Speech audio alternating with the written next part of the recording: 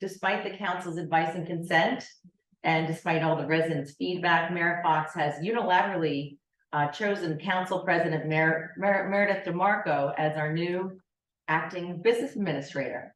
We received an email this week, and of course, I said, I had some issues with this, especially I questioned the ethics of hiring a newly elected sitting councilwoman and with a lack of any experience as a VA and a lack of any foundational degrees. And the mayor questioned and said, I don't think there's an ethics issue. So I thought about this. What are ethics? Ethics are they provide a framework for making decisions and evaluating actions based on shared understanding of what is morally acceptable. Then I thought about it. It's more about morals. And I'm a person with good morals. I like to do things right. So morals are deeply ingrained beliefs and values that guide our decision-making processes and shape our character. They reflect an individual's unique perspective on what is right and what is wrong. And I ran for council because I thought it was right. I met with people, I shook hands, they gave me money, and I won. And I thought, I'm going to do something right. I want to do something right. I want to serve for 3 years. And I took an oath. I got a paper that even told me that I'm councilwoman for 3 years. And I'm going to be up here for 3 years because I want to do what's right. I promised everybody I'm doing what's right. So I interviewed 3 people for the business administration position. And there was one that was really right. He had a lot of experience. He had a degree, a master's degree in public administration. And I selected that person. In fact, my other colleagues selected that person because that's what's right, right? But then you look at this, ethical guidelines can be manipulated or exploited to serve ulterior motives without a solid foundation of personal morals. Individuals may bend ethical rules to suit their interests. So the council voted for a very highly qualified individual. Hold on. I'm going to fix that because that's what's right. And you fixed it. I did. See, I'm serving the residents as I promised for 3 years. And the residents expressed their displeasure, or as the mayor calls you, surrogate. The residents expressed their displeasure with Mayor Fox's election of Council President Meredith DeMarco. Yet we were all ignored by Mayor Fox. The Bradley Beach residents, you deserve the best. We pay a lot of taxes, more taxes than ever. And this is a very, very highly paid position. We deserve the best. We are getting ripped off. And that completes my report. Thank you. I want people to know, Mr. DeNovo referenced this moments ago, that the mayor sent the council an email 2 days ago. In it, he stated his reasons for planning to move forward with the appointment of Ms. DeMarco as an acting business administrator. He described his rationale for moving forward, which is his prerogative to do, and he, supports Ms. DeMarco as his choice. However, I took great exception to a few of the mayor's condescending, arrogant, and disrespectful comments, all of which were directed towards me, Councilwoman DeNovo, and Councilman Weber. Specifically, the mayor told us, the 3 of us, that we should rethink our power of 3 votes. He said, this is not what government is about, and that doesn't serve the greater good. In my response to the mayor, I reminded him that his so-called power of 3 votes is often referred to as democracy. Perhaps the mayor should read more about democracy. I encouraged him to spend more time collaborating and less time leading divisively. Most importantly, I want to share with the public how the mayor closed his admonishments to us.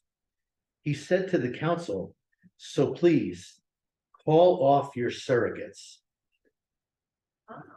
This was obviously referencing residents who speak out against the mayor in town council meetings or on social media. Surrogates. I continue to be struck by the mayor's total and complete disdain for so many of our residents, people who he has sworn an oath to support. He clearly believes that people who oppose him do not have minds of their own.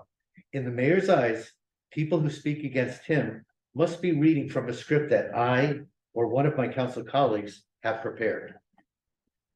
Mr. Mayor, your contempt for our many residents, simply because they do not agree with you, is evidence of the worst form of leadership.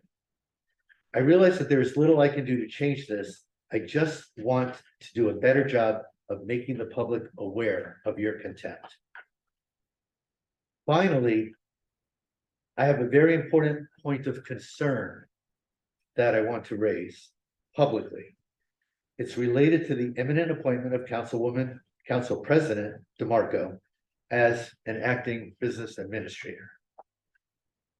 The mayor is about to appoint Ms. DeMarco as an acting BA under Code Section 514J, which states, whenever a vacancy exists in any office required by the charter or by this chapter to be filled by the mayor with advice and consent of the Borough Council, and there's no holdover incumbent, the mayor may temporarily fill such vacancy. Underscored temporarily. In the absence of any contrary provision in the charter, general law, or in this chapter, by appointing an acting officer, underscore acting, such appointment shall have all the functions, powers, and duties of the office until it shall be permanently filled. Any such appointment, it goes on, but the important words there are temporarily fill a vacancy. It's an acting officer. It shall be have the powers and duties of the office until permanent. Why do I say this? Because it's my understanding that the only way to classify the business administrator role as permanent would be to secure the advice and consent of this council. Without this consent, the mayor's plan is to continue to reappoint Ms. DeMarco every 90 days or so as a temporary acting BA. As far as I can tell, the mayor believes he can do this indefinitely. My concern for Ms. DeMarco and for you, Mr. Mayor, as noted under 5-14J, is that Ms. DeMarco's role will be classified as temporary, a temporary full-time employee. Under our Borough Code 78-2, titled Personnel Record Card Probationary Period, Full-Time, Part-Time, and Temporary Employees, it clearly states that only permanent full-time employees are entitled to paid holidays, that's section 78-4, and paid vacations, that's section 78-5. Not only should this raise concerns about Ms. DeMarco's benefits eligibility for holidays and vacations, but this can clearly lead to questions as to whether the acting business administrator role will be eligible for statutory benefits, such as pension benefits. I'm not sure if it has been contemplated by the mayor that this role may not provide benefits. I guess it really doesn't matter, in that I just wanted to raise the question for all to consider tonight. Mr. Mayor, you have chosen to pursue somewhat unorthodox means by which to accomplish your goal of hiring Ms. DeMarco to be the borough's business administrator.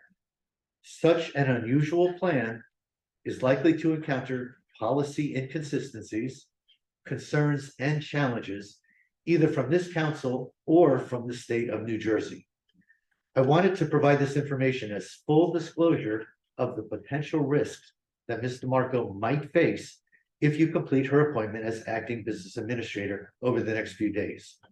Out of respect for Ms. DeMarco, I am making this statement now instead of waiting until after her planned appointment date of October 1st, 2023. That concludes my comments. Thank you. Thank you. One other thing, since people are chiming in on big things like democracy and all that stuff, in the. What do they call that? The flow chart, the organizational chart that is the borough of Bradley Beach. You folks are at the top. The voters are at the top. Do not forget that.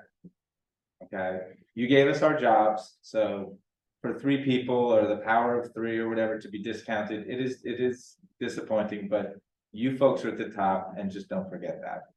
Thanks very much. Before we move to public comments, I do have to just make a few comments because they just can't go, some of the comments made here just can't go unchecked. I'll start with Councilwoman DeNoble. I don't need any lectures about a moral code or ethics. I believe that I've operated my whole career and continue to operate with a moral code. So I don't appreciate, I take exception to the implication that you talked about earlier. So I just wanted to get that on the record. Secondly, I don't have a disdain or contempt for any residents in this town, and this. Sorry, can I get the word, please? Councilman Gubitosi said that, and that's just not the case. He's said that to me a few times, and I've come back to him each time and said, I have no contempt for any resident in this town. Every resident in this town should be treated equally. We have a great town, and it's unfortunate that he takes comments and kind of throws them around there. The last point I'd make is the power of 3. I didn't make that up. That came from Councilman Weber last year, which really got us into the situation that we got into with appointments. The change of ordinances and saying that, well, we're going to get appointment power by doing this, and we have 3 and have a nice day. That's not something I made up. It's something that came from Councilman Weber. You might want to check Facebook for his favorite song, the number 3. So with that, we'll open the public comments.